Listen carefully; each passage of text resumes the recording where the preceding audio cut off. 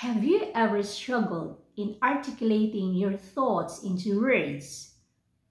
Or do you find yourself stumbling over words?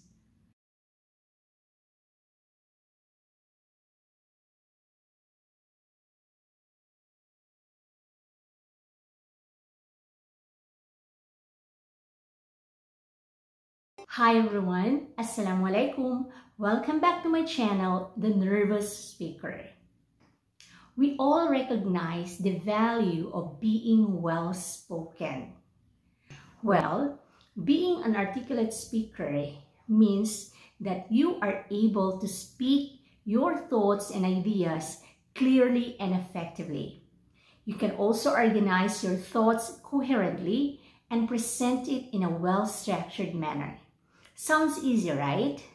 But in reality, we stumble over our words, we mumbled, and we even repeatedly say the same words in our conversation. So, how do we improve our articulation? You're just in luck, guys, because in this video, I am going to share with you 5 secrets on how you can articulate correctly and clearly your thoughts to your listener and to your audience. Are you now ready to sound confident and clear? Then let's get started. Secret number 1, expand your vocabulary. What do I mean by this?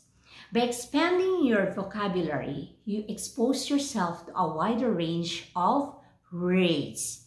Yes. And you can do this in many ways. Like for example, you can do it through reading. So, bang-aon mga book yan halang bahay niyo, ayaw mo hinangahadya decoration. Get that book and read. Because when you read, you meet unfamiliar words. Diba? So, yung mga unfamiliar words that you don't know or you have not heard before, this will help you in having a good vocabulary. So the next time you talk to someone, you are not going to repeat the same word. Which brings us to number 2. Another way is explore synonyms. Why? Because when you use synonyms, you are giving the specific, right? The specific meaning that you intend your listener to receive. For example, we have the words sad, regretful, and dejected. Now, these are actually synonyms. So if I use in a sentence, I would say, I felt sad after saying goodbye to my friend at the airport.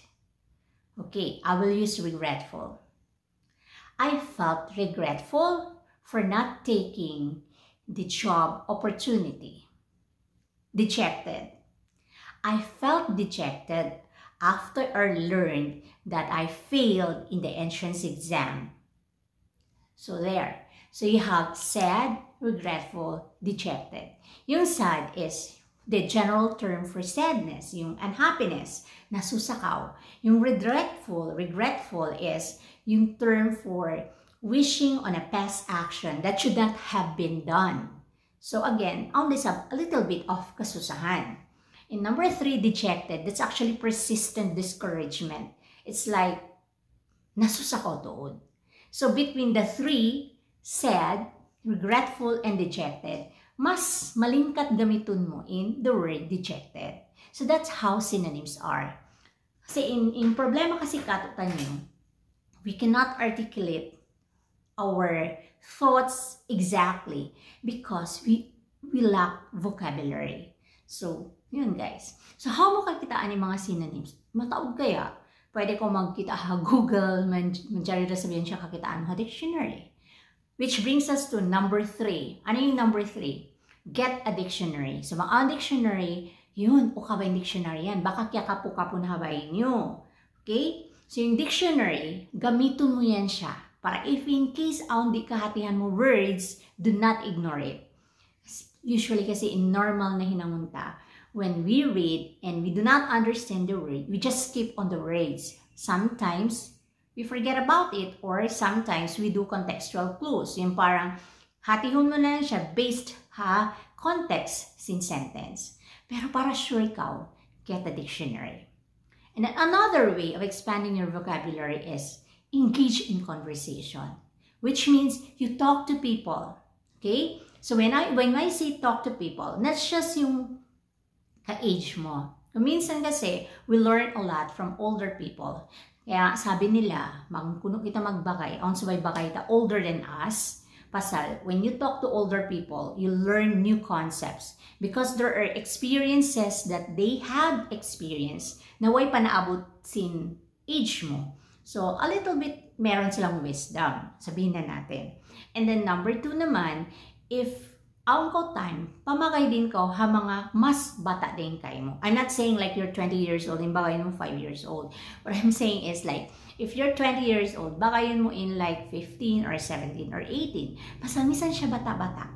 Aon mga things na kaingatan niya that you don't know. So in your interaction with those people, yung age group na yon, you learn new words also, di ba? Like, something like that. Okay. And, syempre, you also talk to your people, yung mga ka-age mo. Ayaw ko din nun nandiyan ko nagkikita sa YouTube o kaya magkita adya ko TV rather. Nag-watch ko parati TV. Go out and talk to people. Because when you talk to people, you pick on their brains and you learn something new. Diba?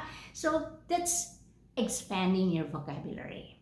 Marami pang mga ways, pero so far, yun ang mga na-learn ko that I have used. Okay, moving on. Ano yung secret number 2? Secret number 2 is enunciate. Enunciate sounds, words, phrases.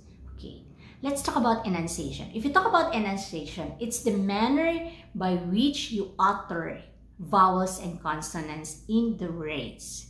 So most of us, because part na siguro sin, well, let's face it, local dialect. We don't have tha, we don't have za, wala tayong long e. So usually, well, like if you're tao, so 3 lang talaga yung vowels ta, a, i, u. So we find it difficult to enunciate. But remember this, it's just a matter of self-correcting yourself. Until conscious effort lang kumbaga on your part. So enunciate the sounds distinctly. For example, you would say 1,000. You don't say 1,000. Exaggerate your mouth movements. Palagua. When you say 1,000. Diba? So instead of saying Thailand, it should be Thailand. Kasi nandun yung stress sa first syllable. Yun. Sa words naman, how will you enunciate words? Depende to sa pace ninyo. Ano yung natural pace mo? Ibig sabihin, some of us are fast talkers, some of us are slow speakers. So, depende yan sa'yo. What you will do is, you speak in a normal voice, in a normal conversational way, and then you record yourself. In that way, you are able to identify kung ano yung pacing mo sa pagsasalita. So, through that, if you have identified it, alam mo na kung ano yung gagawin mo sa articulation, sa enunciation mo. Remember, well-enunciated words are better understood.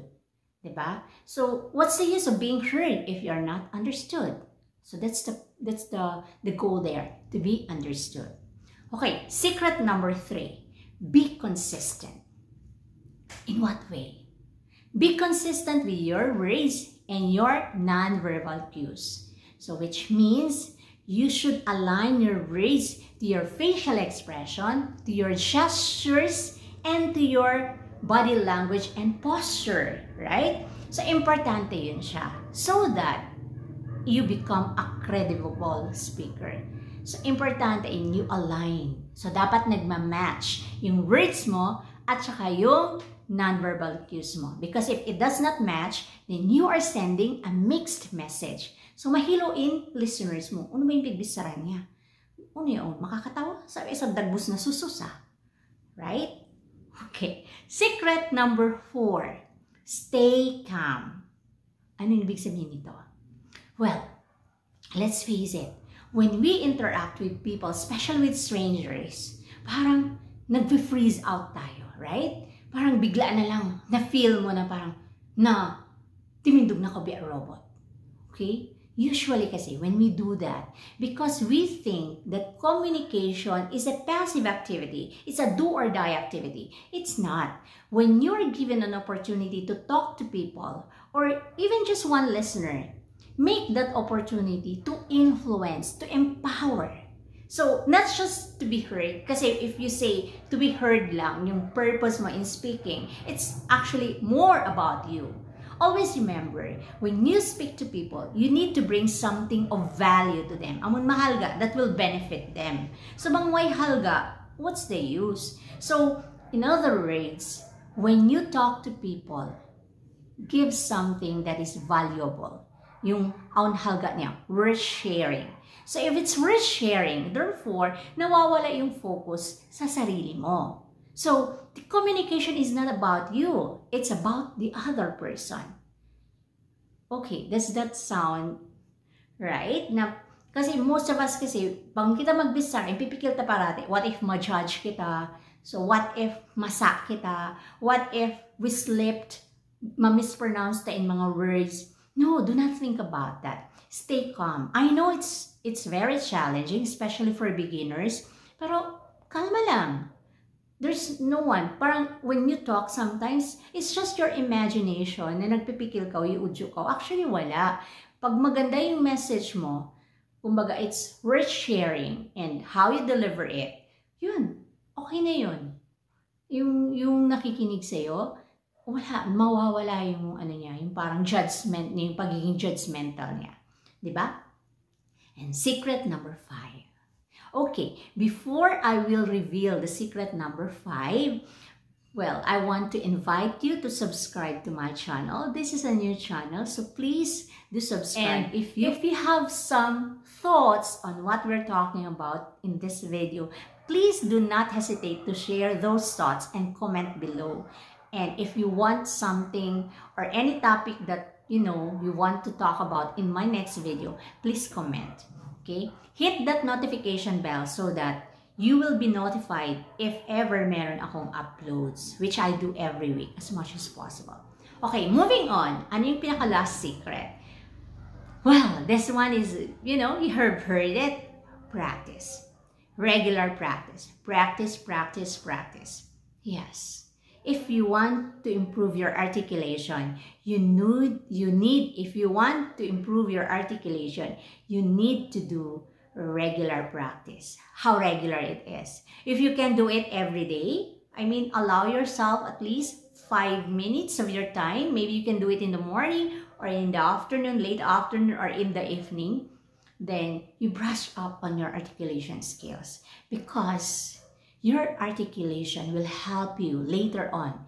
If, for example, you are a student right now, and inshallah, you will be able to finish your degree sa job interview mo, if you are well-articulated speaker, that will give you an edge over other candidates. Diba?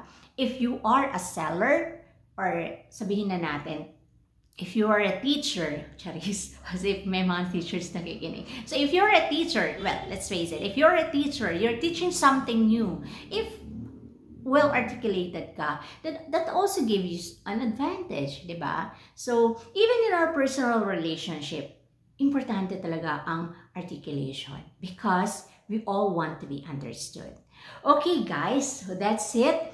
I hope you can incorporate all those secrets, Charis, in your next conversation so that you can become a confident and clear communicator. Wassalamualaikum warahmatullahi ta'ala wabarakatuh.